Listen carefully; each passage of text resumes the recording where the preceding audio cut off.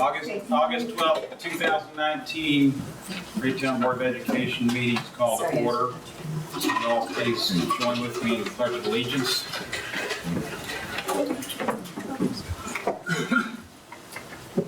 I pledge allegiance to the flag of the United States of America and to the republic for which it stands, one nation, under God, indivisible, with liberty and justice for all.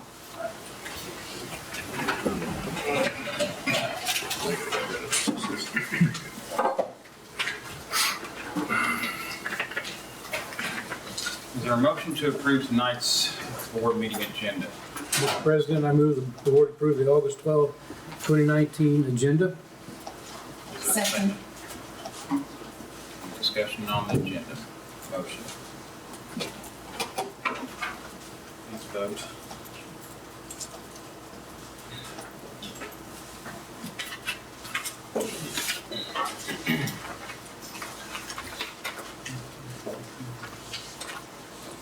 Ray, did you vote?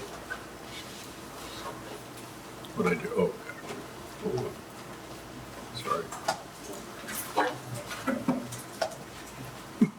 Hit it again. There you go. Bigger hammer. Motion to approve tonight's consent agenda. Mr. President, I move the board approve the August 12, 2019 consent agenda as presented. Second. Is there a second? Mr. President, on the consent agenda, I can find it here. It refers to the disbursements, I believe. Monthly bills. There's the P card review, board member P card review, and I think also that's monthly bills. And I'd like to move that to the open session agenda, please. Or out of the consent agenda, please. Well, we already approved the agenda just a minute ago. The consent agenda. Yes, and that's this agenda.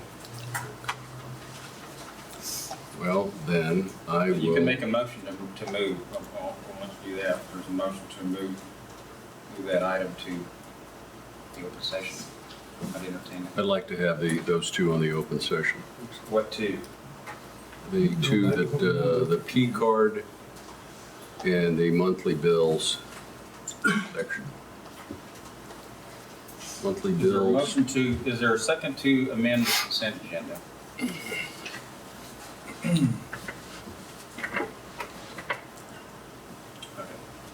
Motion fails for lack of second. Please vote on the consent agenda.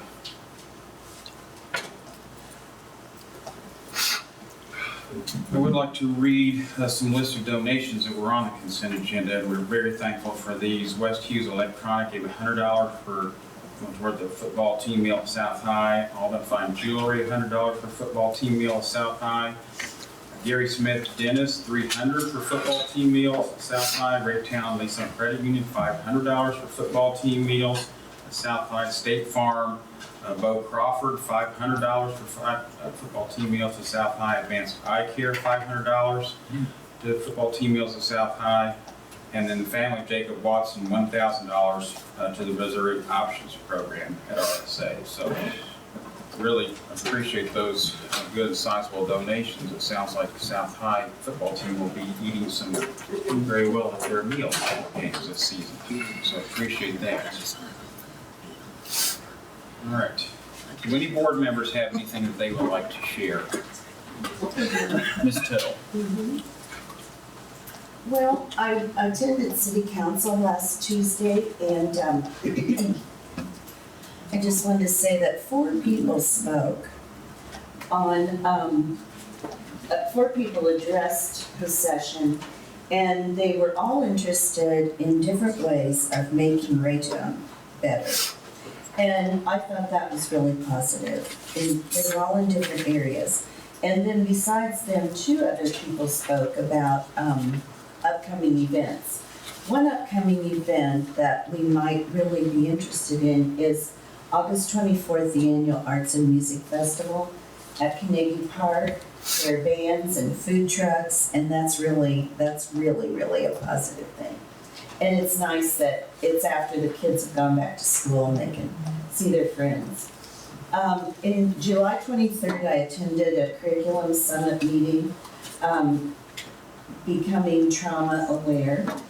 And it was presented by 3 staff members at Raytown Central Middle, and it was excellent. I know all of them are good presenters, but if they're representative of our other presenters, we have excellent presenters in our district from our staff, and it was very good. And I learned some things about students who have trauma backgrounds, but another emphasis in the workshop was for teachers and staff members to be sure to take care of themselves. Because in order to take care of other people, you must take care of yourself. And I think that's a lesson that's learned better at a younger age. I mean, it's good to learn at any time, but it's awfully good to know it at the beginning. And I liked our new teacher breakfast and our convocation. It's always inspiring, and it's very inspiring to see all the new teachers and know that we really continue to be in good hands. Thank you. Mike? On July 23rd, I had the ability to attend the Raytown ad hoc, boy, I can't remember all the details of the names, but basically meeting with a group of community leaders on what we can do to improve Raytown and some of the violence that's been happening lately. So I was able to represent the district and kind of the students at that, which was good. They're meeting again tonight, so I elected to be here instead, and we'll report back going forward. It was basically just a get to know you session and kind of talk about what everyone there kind of saw as a problem, and they threw out any ideas of things that, to fix. But it was the police were there, the mayor was there, Parks Board was there, a number of parents in our community. So yeah, and it was a good time. Also, band camp has been going on the last couple of weeks at both high schools, and I know they've gotten a lot accomplished. Raytown High had our parent band night on August 7th and got through a lot of what they did. And I know South's been working really hard too, and having a lot of fun. So it's been kind of fun to keep up with what's going on at those 2 schools too.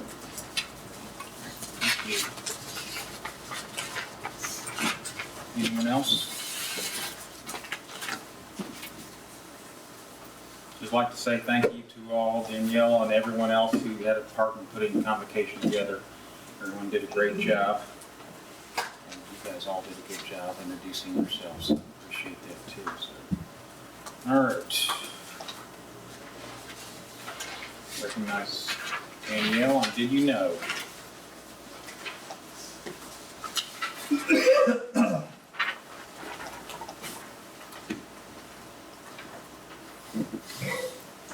Good evening.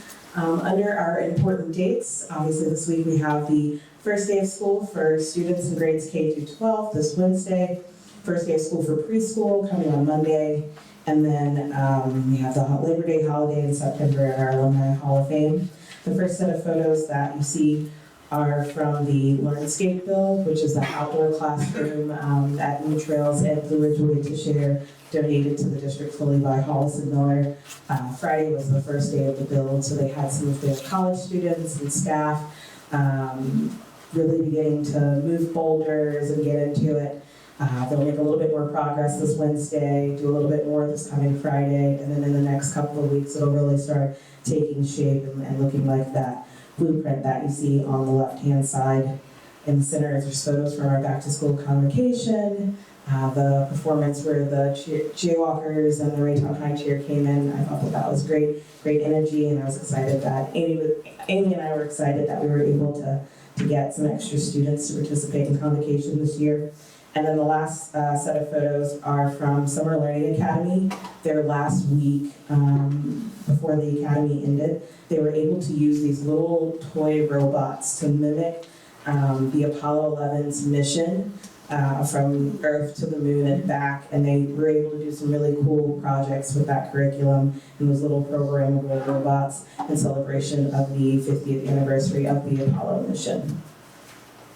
And for just an additional presentation today, next on the list, we have a video from a Raytown South High alumni who wanted to come back and share the story of his teacher who inspired him, and it really goes along with the district's theme this year of Artistry of Excellence. And so we wanted to share that video with you guys today.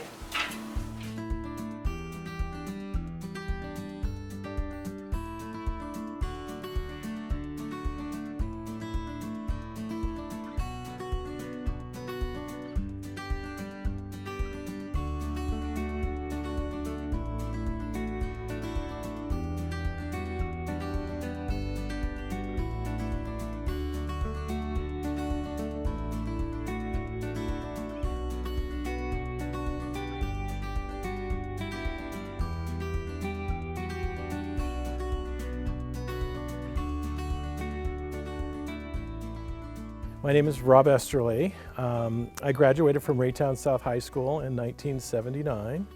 I currently live in Laguna Beach, California, and I'm a professional interior designer specializing in holistic wellness design. I'm Pat Pummel Betteridge. My students knew me as Pummel, and when I paint, I sign both names to confuse everybody.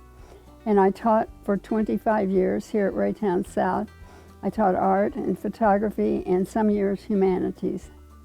I thought Rob was a very special person, and he obviously was very creative. Growing up during the 60s as a child, my father had served in World War II, and back then PTSD wasn't discussed. I believe he suffered from that. And as a result, there was a lot of pressure and a lot of stress in our home. I didn't realize that at all at the time. It certainly was not obvious. He always had a smile on his face, and he had a wonderful attitude. For many years, I retreated inside, and I wasn't really comfortable with myself. Didn't really have positive role models. So by the time I got to high school, I think that I was searching for anyone that I could really express myself, safely with. I thought that he had so many possibilities and a lot of talent, and I really wanted to help him develop that. Her attention, her love, her care, her concern was something that I really felt, and so it nurtured me, and it was natural for me to, I think, pull from within the natural gifts I had and to express them through art and painting. Well, something that I always thought was the most important was to encourage the student. I remember her teaching me about the importance of light in a painting and the subject matter. And I recall this one figure drawing of a young lady, and she was standing next to a window, and it was a stream of light coming across her. So I remembered the time that she helped me to understand how to really portray that. In watercolor, it's very difficult. You have to do very pale layers of color to get the effects. I thought his work stood out, and I really wanted it to get some recognition.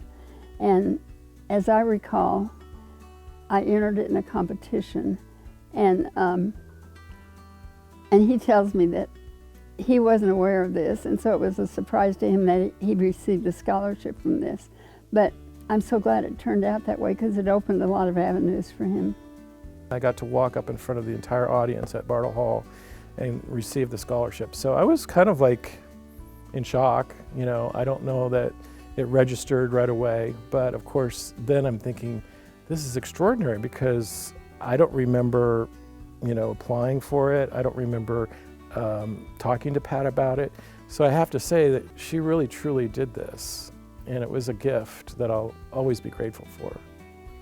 I think it gave him a lot of confidence in himself and opened up some channels of possibilities for him. I don't think there's any way to even begin qualifying the path that unfolded had it not been for her. I went on to be accepted at the Kansas City Art Institute following the scholarship I received at Central Missouri State. And then from there, I went to California, where I went to the Art Center College of Design, and then to New York City, where I studied at 3 top schools there. So I had quite an unusual education, but I do believe it was all part of the beginning of what Pat did for me. And I was inspired to learn, to really seek good teaching and to seek good schools. And I got accepted at some of the best. Through the years, I really had a lot of wonderful students, but there are always a few that stand out like little stars in the firmament, and Rob is certainly one of those. For her to have made that kind of impression on me and to have had that impact on my entire adult life mattered. I'm totally surprised, but isn't it hard to believe somebody would take the time to do that and come back and see their teacher and keep in touch? It's really wonderful, and I love hearing what he's doing. Well, I think we need to honor the heroes in our life, and I do believe that she is one.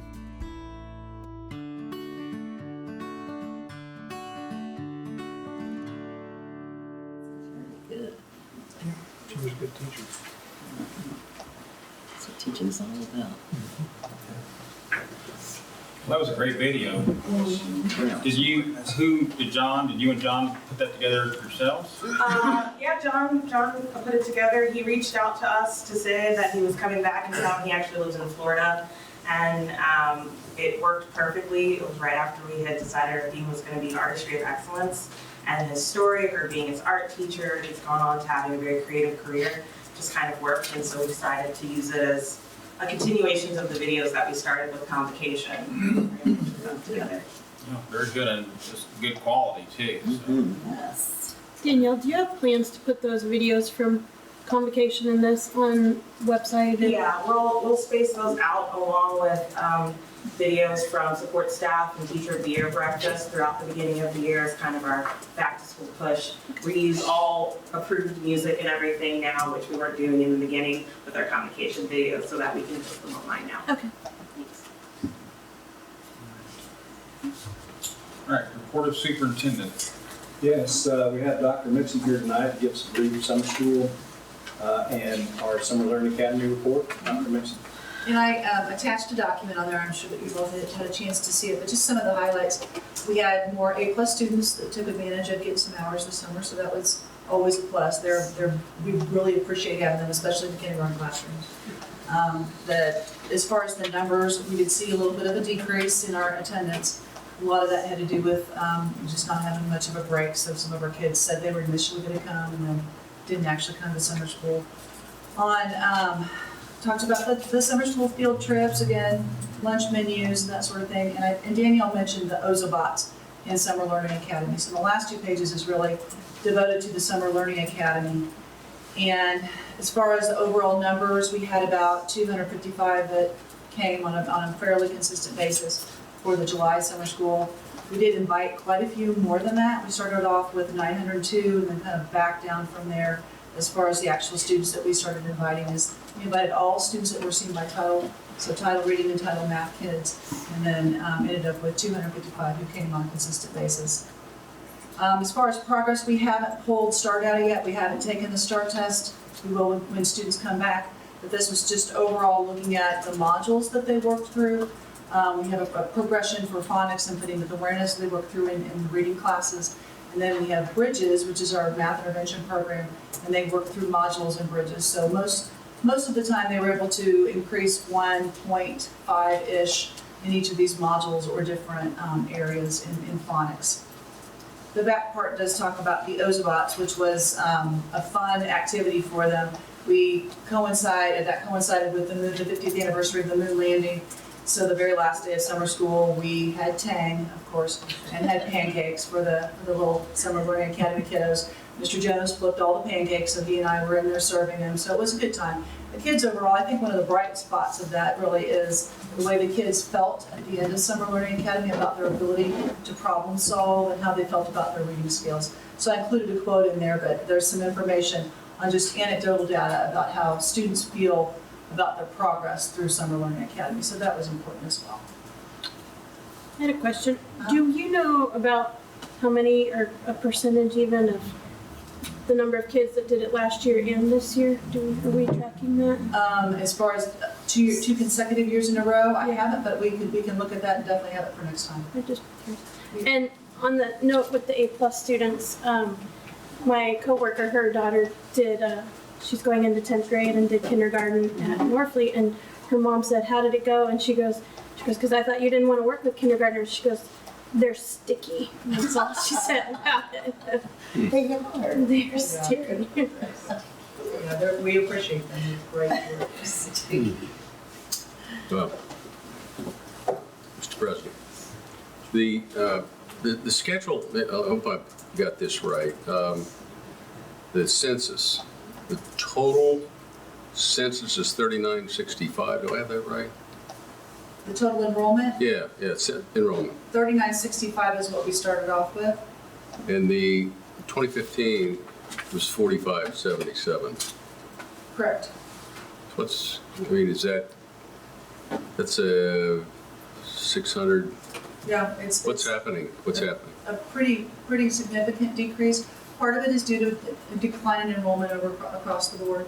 And then we feel like a lot of it had to do with just kids that they wanted more of a break between regular school and summer school.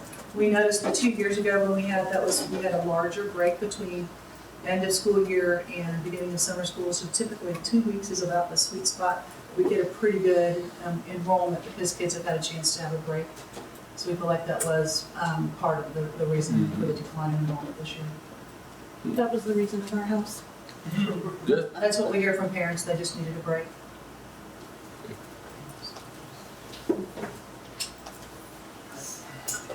You did notice on there that the virtual school enrollment went up.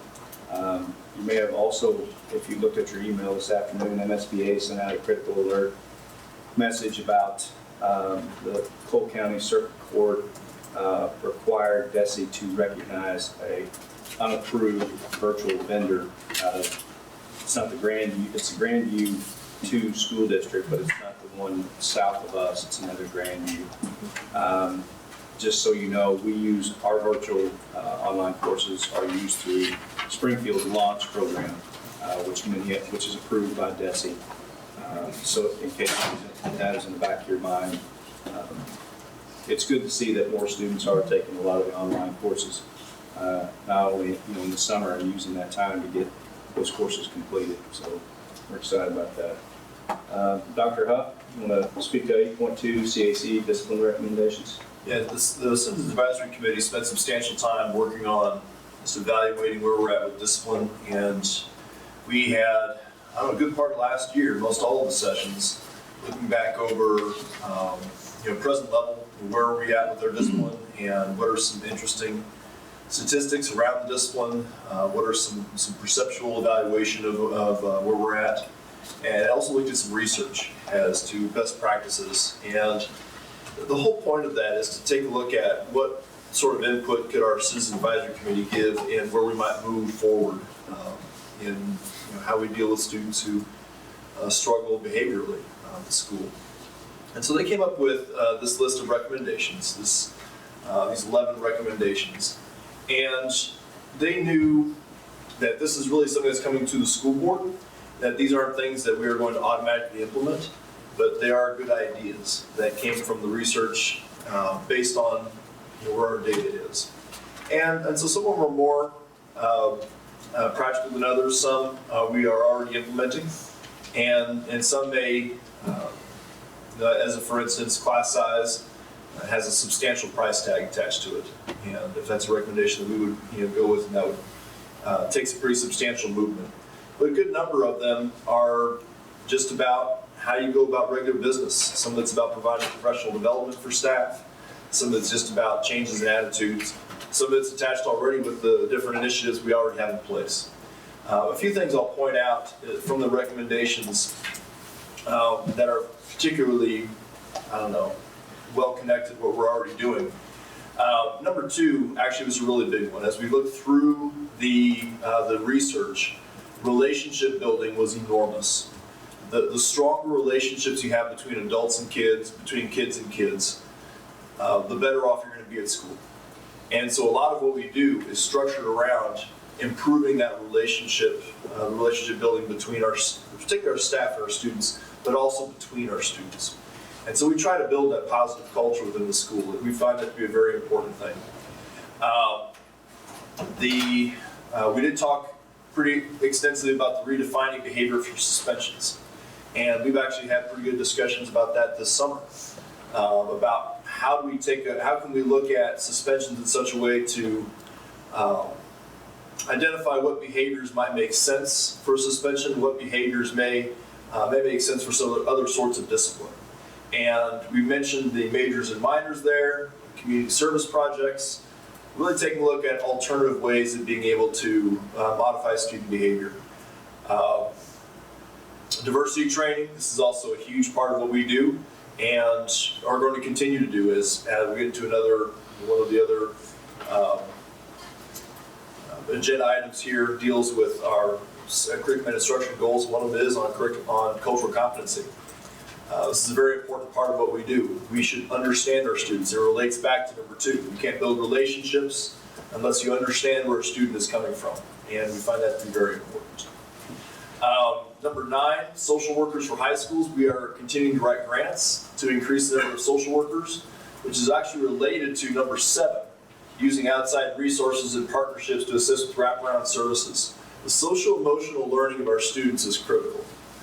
Our students are coming with baggage that makes it very difficult for them to deal with some of the emotions that they have. Okay, when you come from a traumatic environment at home into the school, you're going to bring some of that behavior with you. And sometimes the safest place to let go and be emotional is at school. And it may be because of that, those relationships we built there. We want to maintain that, but we also want to support students during the times they find to be very difficult. And so we are very hopeful in a grant that we have out right now that we're going to be able to get those social workers soon. And the Jackson County grant is what I'm referring to, and we are waiting on moving through the ranks. We should find out about that one. Actually, Robert, when are we going to find out about that one? Preliminarily, they believe that if school districts are approved, it'll be shortly after Labor Day. They'll get districts. So we should find out fairly soon on where we're at with that. And we continue to try to increase our staffing for that outside resources. And also we're partnering with other outside resources as well. We currently are partnering with, oh heavens, the name is Alex Center, where we're sending students that have issues with addiction, and they have wraparound services for those students that are struggling with addiction. We're also looking at a couple other partnerships. We're trying to build those partnerships up to where we can bring in more outside resources of counselors and therapists. So, at any rate, that is where we're at, and these are the recommendations. I can tell you right now that ILT, our instructional leadership team, has continued to work with these recommendations to try to refine them to what we might be able to work through. We absolutely take recommendations from the board as well as directions we might need to go. I have a question. Yes, ma'am. So of this 11, and you called out certain numbers, are those the ones that you're going to try to work with now? And this is like a part 1, part 2, part 3 process? My recommendation from this point forward would be that a little bit like what we do with rate team recommendations is to refine them a little bit and maybe look at those that might be, and I'll use number 1 as an example. Rate team, oftentimes come with a recommendation of salary increases. And we put numbers to that and talk about whether that's a practical thing or not. And number 1 might not be practical, especially since the research talks about the only way you get to substantial impacts with lower class sizes is to lower them substantially. And it might be impractical for us to lower them to that level when you have a substantial increase in budget to get there. And so maybe we can come back and just say, this probably isn't a direction we would recommend because it doesn't make sense financially. But I would like to, for the ILT and the superintendent's leadership team also, to refine this list a little bit and come back to you with some of these recommendations that we think might make sense right away that we would implement pretty soon. Okay, the number 4, the redefined behavior for suspension. And I think I had the conversation with you about certain things that is left up to individual judgment rather than some standard. Can we include that in that number 4? Absolutely, and we obviously have talked about that extensively recently. And when you're talking about disrespect, defiance, sort of behaviors, and I will say that I know we can get to a better place with that. I do not think we'll ever get to a black and white definition because kids' behaviors are so varied. So, but we can definitely move that direction. As I even pointed, and I'm sorry, I can't remember if I'd actually sent you this last message, but a lot of our behaviors that were coded as that were actually excessive tardies.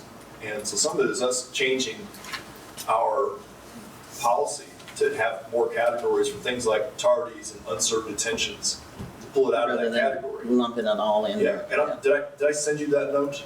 I don't think Okay, so. you will. We have worked a lot on this, so. Thank you. I think it's good to point out, for us to remember, there's a lot of students on the advisory committee too, so they have an opportunity for input on this too. Mr. President, I appreciate this list, and I appreciate number 1. And you can't pick up a newspaper and not see that as an effective process to enhance scoring and reduce disciplinary issues. But I would like you to, at some point, be less political about it. I'm not saying you're not humble, but just tell me what you need. Tell me, don't be concerned about the reaction. I would like to know what you would need to have everything. What is that number? What does that cost? What is the benefit? What's the effect on scores? What's the effect on discipline? And then range that to what you have currently today. And then we got something to talk about. Because we could decide in that range what we can afford and what we may not be able to afford in other areas. Or maybe we need to share with the public, the possibility that we're not providing the resources for you. So if I might ask you, when you come back, push the pencil and push the need and push the want, and we can always move off that. Does that make sense to you? And you actually have no worries with that. This list right now is a recommendation from CAC that we haven't had a chance to really dive into yet. Okay. And I'll tell you that I will be very honest with you. And part of it is honesty in what might feel good and what research says is good. And as an example to that, I mentioned about the class size. That's, from a broad perspective, it feels like, if we can drop our class sizes from 27 to 25, that is going to do some good. But research actually doesn't support that. You have to drop class sizes from 27 to 17 to really see a substantial difference. Okay. And I'll be very honest with that, and that sometimes what feels good to the public might not actually be good. And so we need to redirect our dollars to where it makes the most sense. I agree. Yeah, and absolutely, that's what our recommendation was, is let us massage this a little bit more to come down to the recommendations that make the most sense for us moving forward. But I think if what I hear you saying is, let's not automatically discount anything on the list till we know what the price tag might be, even if it does seem drastic. I'm not disagreeing at all with you. I agree with you completely. I hear you. But I also want to be fiscally responsible. So we will come to a good place with that. I think, Brian, what they're saying is, you just put it out there. Let them see it. Yeah, I think that's what we're saying. Yeah, I appreciate that. And Bobby, I will say publicly that I appreciate your feedback on what we do. And that has been very good for us moving forward as well. Thank you. Any other comments on that one? I'm gonna jump down to 8.5. Any of these you have any questions, just please speak up. But speaking to 8.5, bond projects update, Travis is gonna bring you up to speed where we at as of the hour. Yes, I literally pulled in the parking lot at 5:30 and did my last drive-by. Done with everything at South High.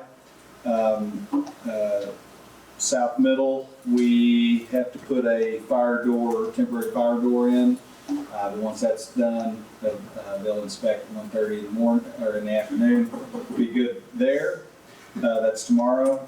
West Ridge, we have some turf. We're a little behind on turf, but that should be done at the very least by the end of the first week, so the kids might not be able to play on a section of the playground the first couple of days. At the same time, when I drove by there at 5:30, there was a truck full of guys there, and another one just pulled up. So I mean, they're trying to get it done in time.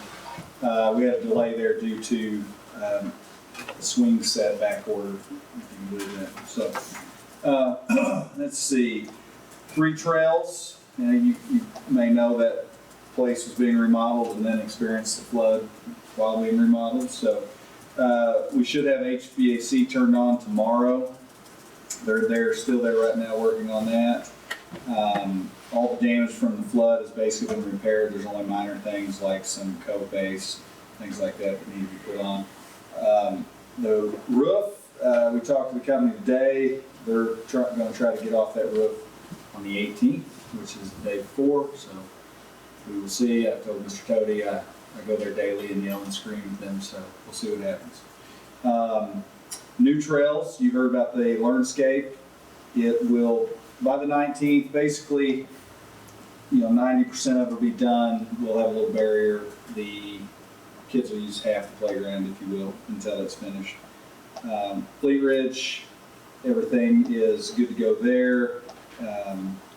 Blue Ridge doing a minor exterior drain project, but everything's pretty much done there. North Fleet is ready. Spring Valley is ready.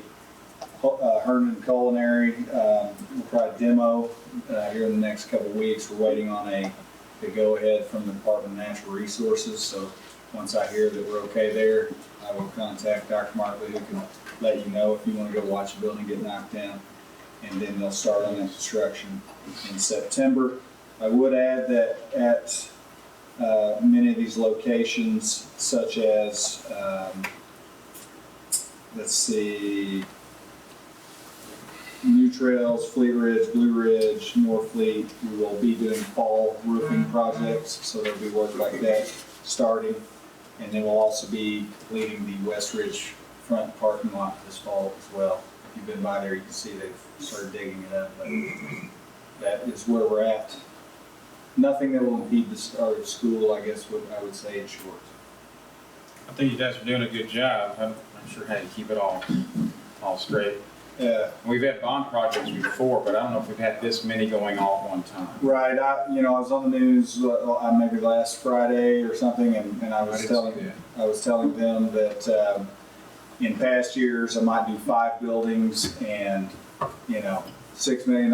Here we are doing 10 buildings and $14 million, and we had 2 weeks less summer time to do it in this year. So it has been a heck of a summer. This is minor, but did they get that little thing fixed in the new asphalt on the backside of South where the construction? It's on the punch list. Construction truck or something caused we by law can withhold retainage until those things are done. Shouldn't be hard to fix, but and I will still brand new asphalt. I will retain the retainage until it's taken care of. The guy standing in the back is the one that enforces as you can see, standing up against the door. He's not standing up there to be defiant. His back went out a couple of weeks ago, and I don't think he can sit very long. So Mr. Husted will certainly take care of that. He's my big stick. Thank you very much. Any questions or comments on that? Thank you. The other thing I have on my list is 8.8, the board meeting video recording discussion. I sent you a link to the first one we did in July. We were able to, I think I sent it and you couldn't open it, so Rachel sent it to where it could be opened. Is that what happened, Rachel? Something along those lines. But I thought we'd take a few moments to kind of discuss, after viewing that, the direction of the board, where they want to go from here, continue this. Danielle's to speak about how it's going to be displayed for the public, which, Danielle, do you want to speak to that for just a minute? The video would be posted on our YouTube channel, the district's YouTube channel, on its own Board of Education playlist, and then linked to the website and on social media and sent by email to staff and our patron update list that we have during the school year within the week of the board meeting. Some of the details would be whether or not we would do special sessions as well as regular board meetings. But that would be something for you guys to decide. But our YouTube channel link makes it accessible, it makes it playable on multiple devices, and we also kind of want to generate some more traffic to that because that's where we pretty much post all of our videos. That's where we send people for the posting of our videos. When would you foresee starting to do this?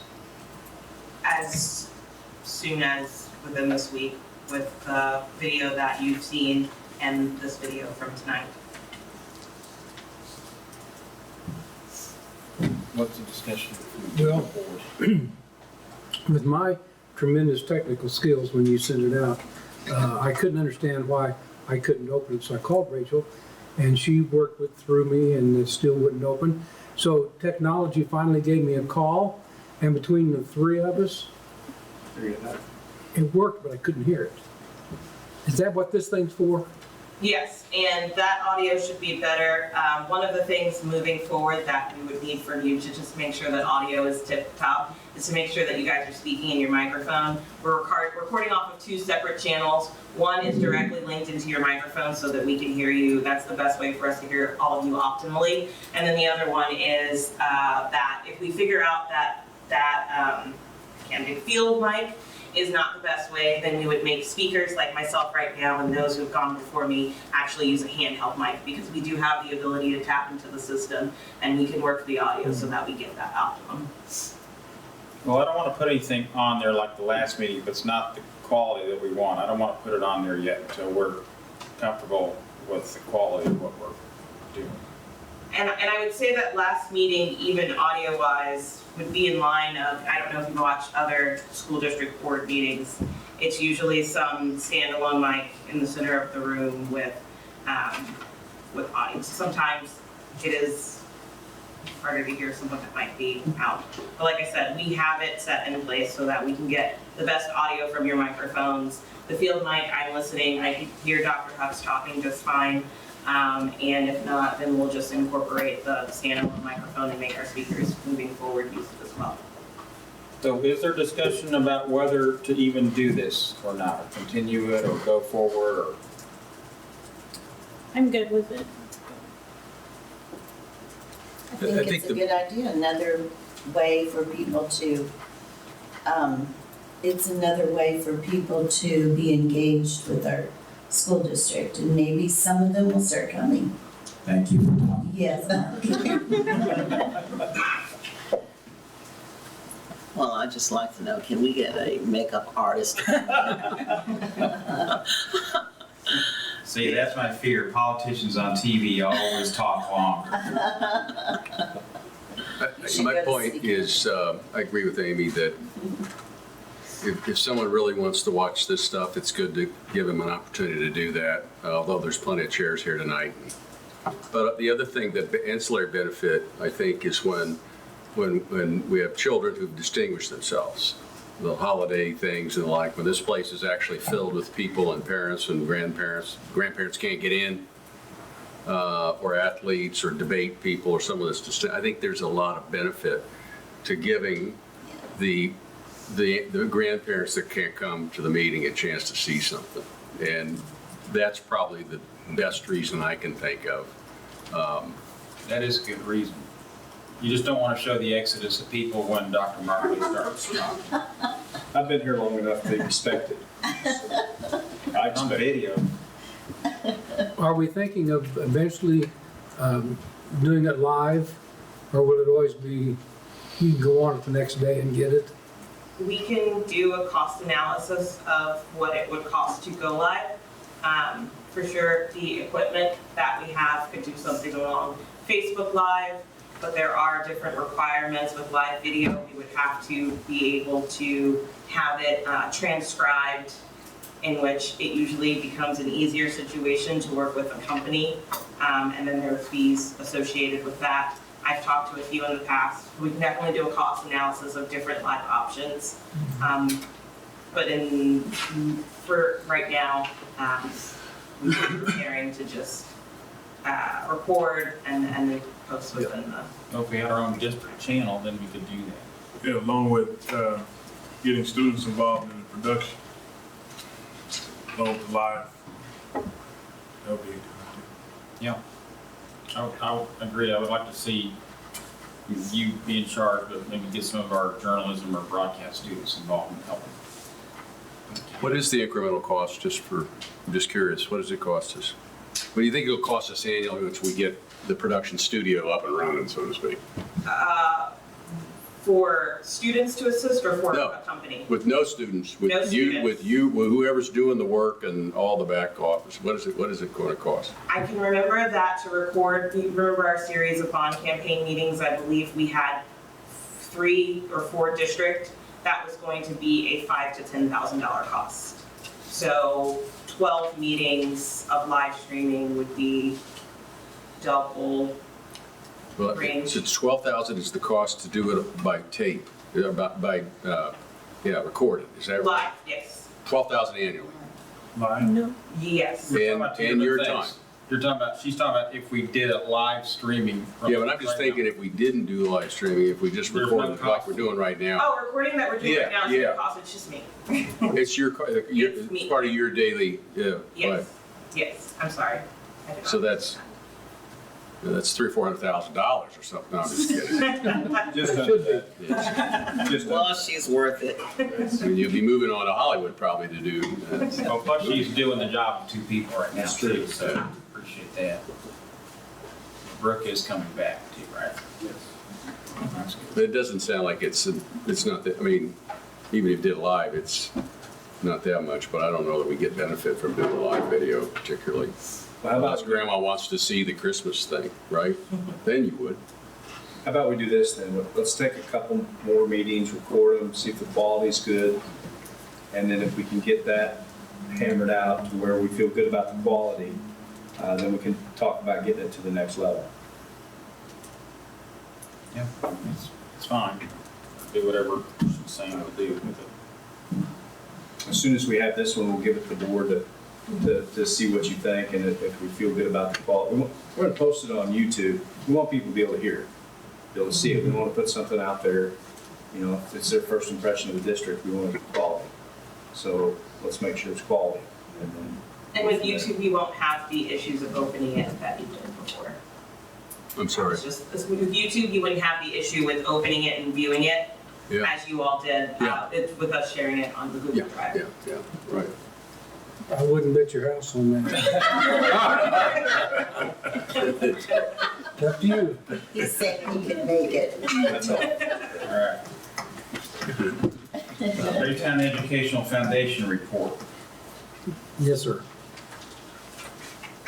The Education Foundation met the other day for their end of the year meeting, and they have submitted what they accomplished throughout the year.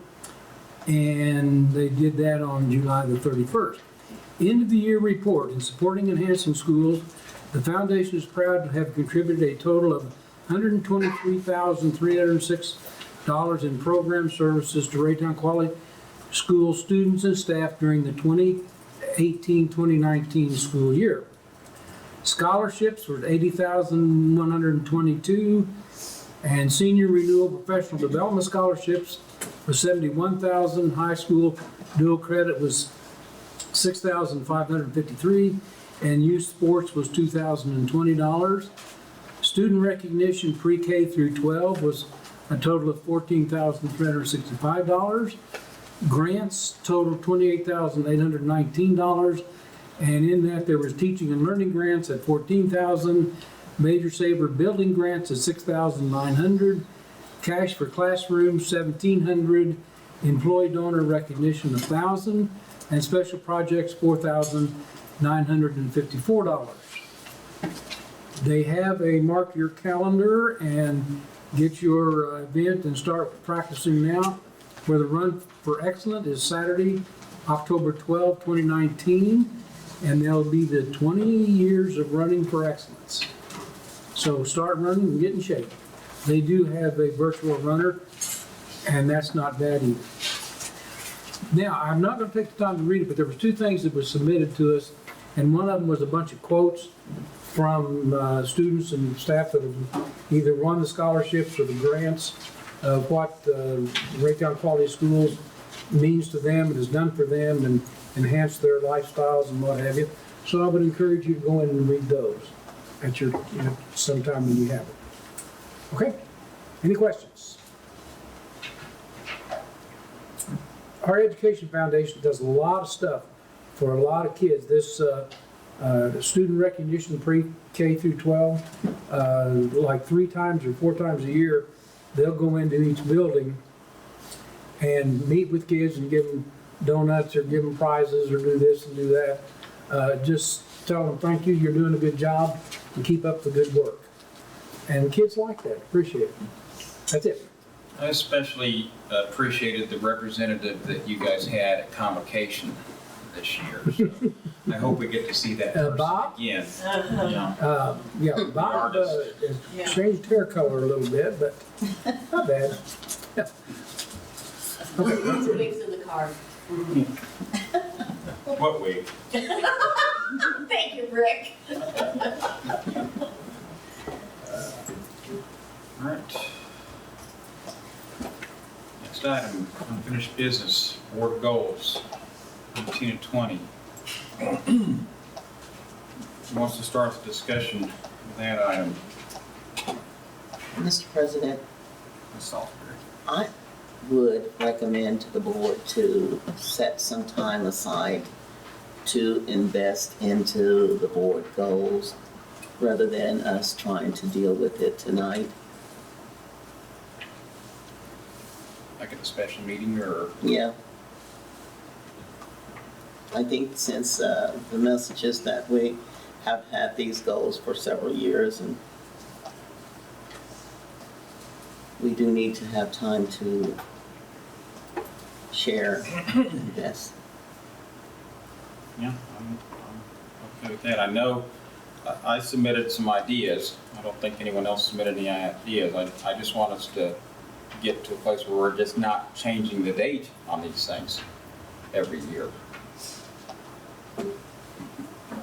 So do you have any comments or anything? I think it's a good idea to set some time aside. At the same time, during that, I'd like to present my own personal goals for the district, some targets that I'd like to hit from academics in the current year and years going out. That includes attendance, that includes vocation, those kind of things that were measured at the state level. But I also like to have some goals in there that reflect, one of my goals is, before I leave this business of education, is to expand Herndon into a night school for adults. That's just one, among other things that I'd like to see us do. So I'd like to bring my goals and match them with the board. The board goals are going to be broad, of course, but I'm going to have a lot of more detailed goals that I would like us to focus on. So I think setting some time aside, like Ms. Salisbury recommends, is a good idea. I like that idea a lot. If you read through the policies, you run everything here. I mean, the good things and the things that aren't going so well, it's your deal. And I'd like to hear from you personally, what are your goals and objectives? And I'd like to listen to those before I listen to ours, because I think yours are incredibly important to how we move the district. with that being said, let's look for some time. I know we're gonna have 2 meetings in September. The Yeah. second meeting, last meeting will be, set the tax levy rate. September, August. I think we keep it out of the regular meeting. This is something that's gonna take some time. Is there any availability in this month? Well, there is some availability. I mean, we could, I'm looking at August 26th, but kind of short notice, 2 weeks away. I don't think there's anything that says you have to, you have to have your goals out there. I know we want to get them out in the buildings. Amy and I talked about this, but I think what we put out there is something that are realistic and something that are pertinent to the folks that are working in those buildings. Like Rick says, it just seems like we change the date on it every year, and I'm sure they notice that as well. But we need to take the time to look and, we have the data on the administrative side to show you what we've done in the past year towards the past year's goals, and supporting evidence of that. We need to take time to sit down and look at that. And if that's, maybe there's a goal on there we don't need anymore, based on the evidence.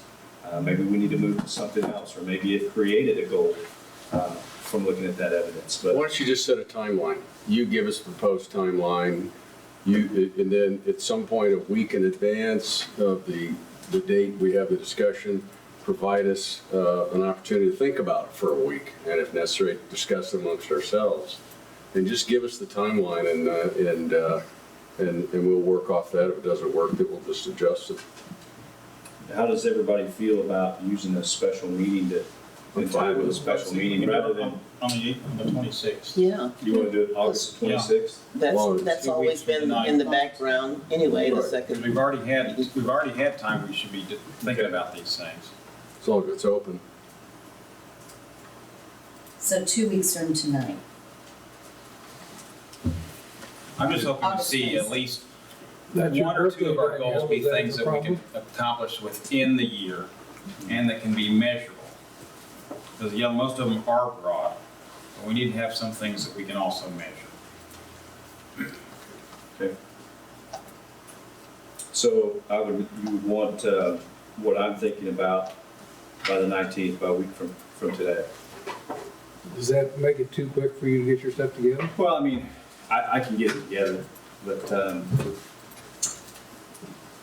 it's something. Well, we already have the framework. We do have the framework, but I'm gonna, as Rick had stated, he wants to talk about what I'm thinking about prior to the board setting their goals. So, would it be better to,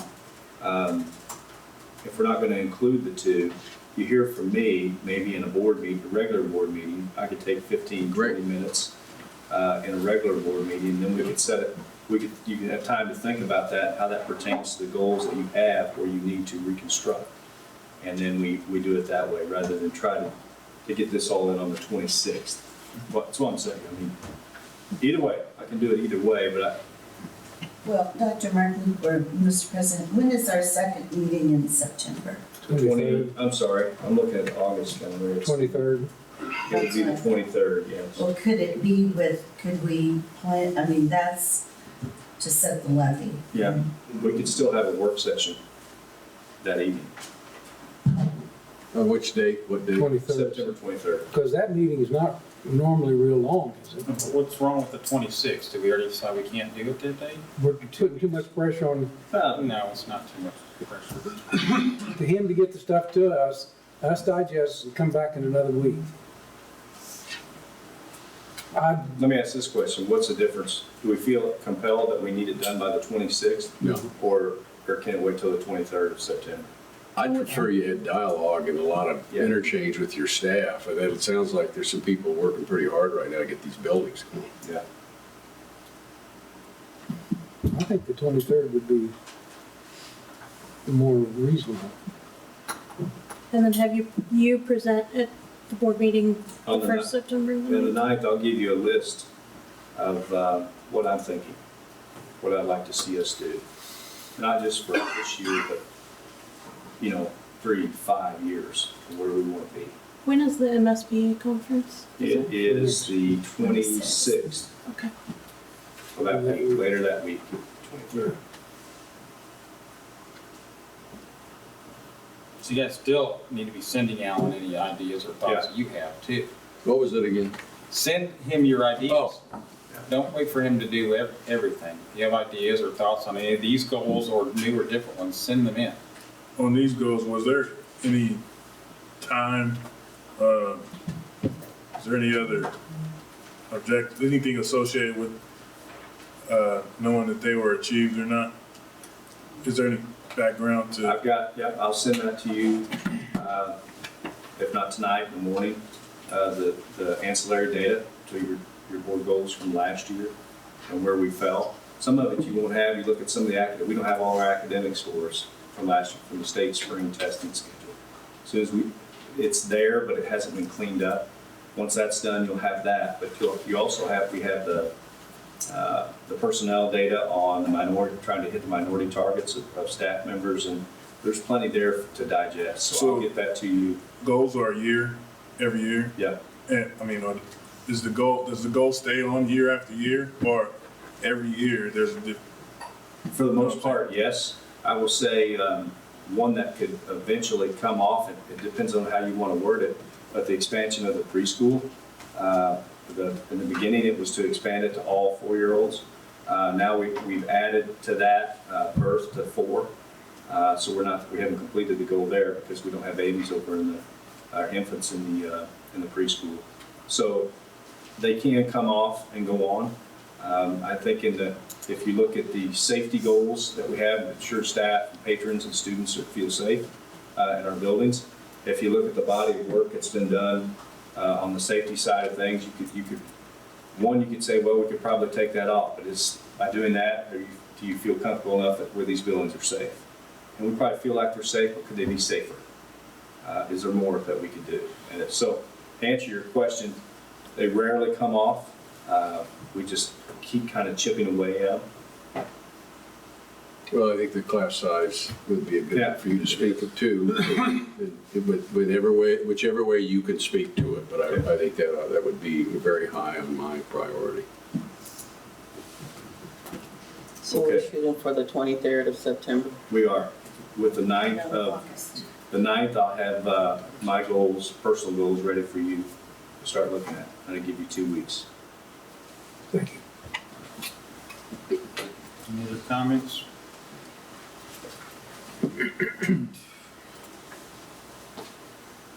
Moving into new business. Entertain a motion to purchase of ENC equipment. Mr. President, I move the board authorize the purchase of EMC equipment through SHI in the amount of $431,372.10. Second? Any discussion?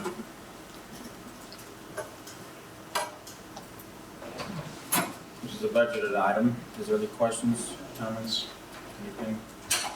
What does EMC stand for? Melissa? Dell EMC is EMC is a company that was bought by Dell. I really don't know what the acronym stands for. It's been around for forever, and I don't think it's really defined anymore, but they provide storage for our data. Okay. Edward Mark Charles, something like that. Is that what it is? Edward Mark Charles. Okay, thank you. I've always known him as I don't know.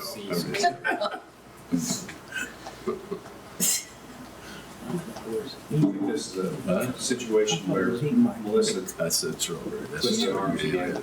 So Where we get a vote. I'm gonna be a little mean on this one. All right, $500,000. I mean, is that just, we're coming at 120,000 less, 120,000 less than, is that right? Am I reading that correctly? Yeah, and give me a few gray hairs, but we're good. All right, well, that's worth it. Thank you. Let's vote on that item.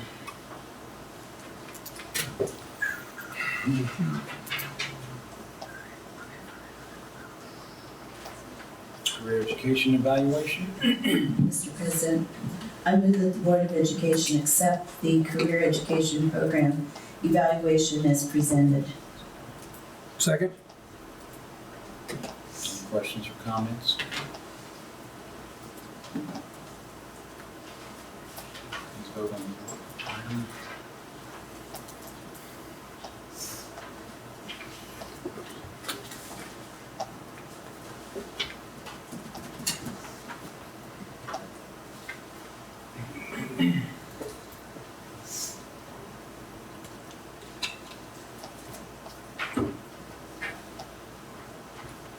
Alonso, vote.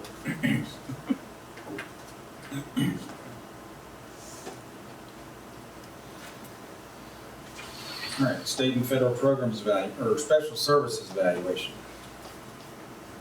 Mr. President, I move the Board of Education accept the special services program evaluation as presented. Second. Second.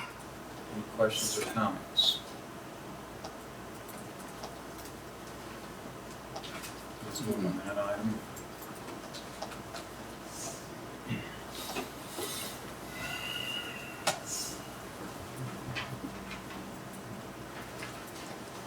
State and federal programs evaluation. Mr. President, I move the Board of Education accept the state and federal program evaluation as presented. Second.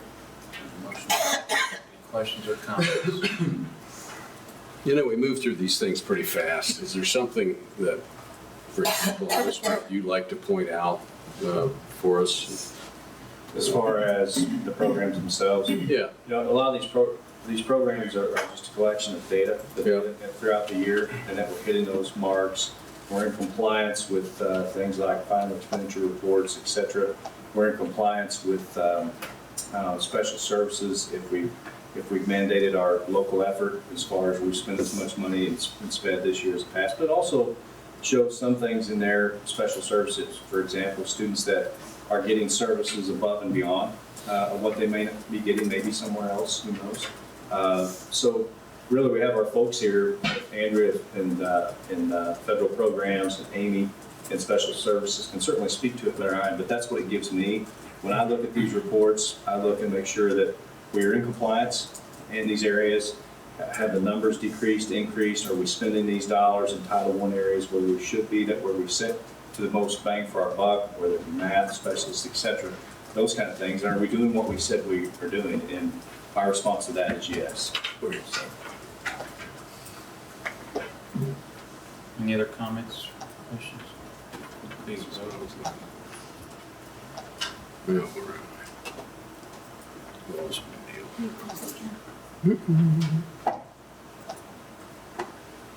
Oh.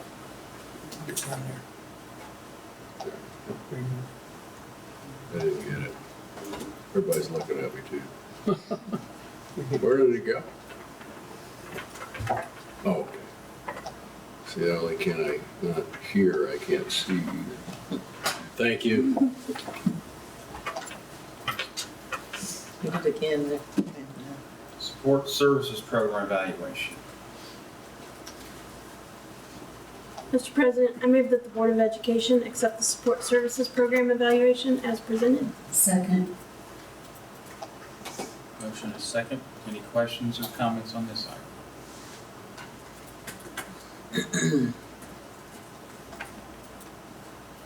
So.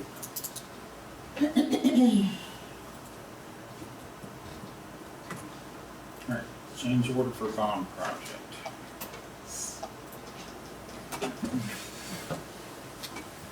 Mr. President, I move the Board of Education approve the attached change order in the amount of $51,899. Second. Motion is second. Is there Josh or? Josh is here to speak to it.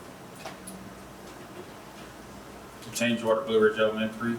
From the Switchboard, give me just a second, please.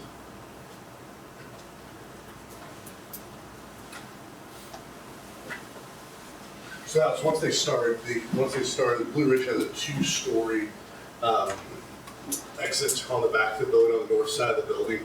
That building's one of our oldest buildings there is. When we went up to it, it wasn't structurally sound anymore, which caused them to have to tear the parapet back. And then also steel across there and then go through and make the repairs so it would be structurally sound. We had our roofer come in and he started in on that as well, to be able to, that building's gonna get a new roof that they're gonna start in, I think a week, 2 weeks, they're gonna start on that. So they came in and peeled the roof back for us where we could see and expose everything that was going on to make the repair correctly. And the roofing company is one that's actually gonna do that. No. So they just got your roof goes, it's a flat roof and it goes up over the top with your flashing and then curves over the top of it. So they peeled that back for us to get to the structural members below it.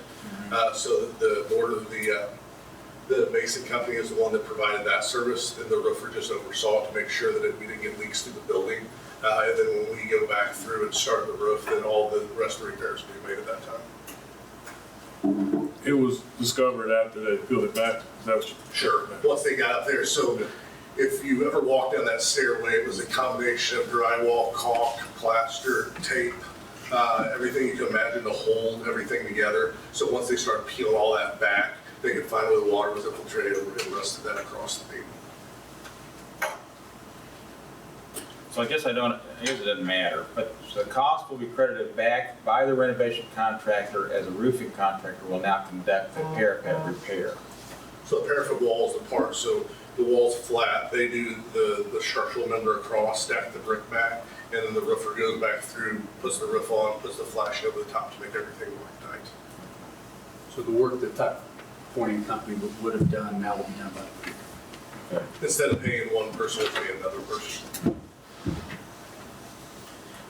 And do we rely on our architects and yourself to go up there and verify all this Correct. also? Architects will come, the subcontractors will notify the general contractors of an issue.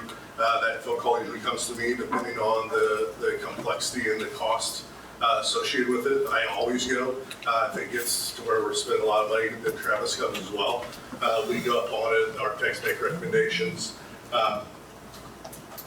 We did have discussion with architects to get the most cost-effective solution and still make things structurally sound in the way we want them. All right, thank you. Appreciate you coming to us with this one. Any other comments or questions? Please vote on that item.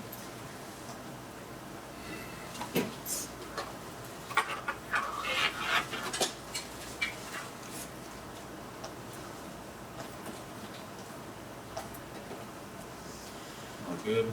All right. The last item is read-only item in the policy committee. Are they still meeting this evening? We'll go over these items. I don't think it's these items, I think it's, these are all items that are, as far as state statute and changes in the law, that forego the board policy review because they have to be done. The board can't change those policies. Correct? That's correct. That's what I thought. So the policy, I see that bypassing the PRC, so you're saying the policy committee won't even review these? No. These changes are a result of change in state statute and federal regulations. Or should we vote on them tonight then? No, we need to give them a first read in case there's any question. You still question them at the end of the day. I don't know what you can do about it, but you can still question. You have to be forwarded that route. All right, is there a motion to adjourn? Mr. President, I move the board adjourn the regular board education meeting at 7:54 p.m. Second. Let's vote on the motion to adjourn. But that doesn't mean leave. So let's just take a break. We're scheduled to start our next meeting at 8 o'clock, so we'll try and get as close to that as we can.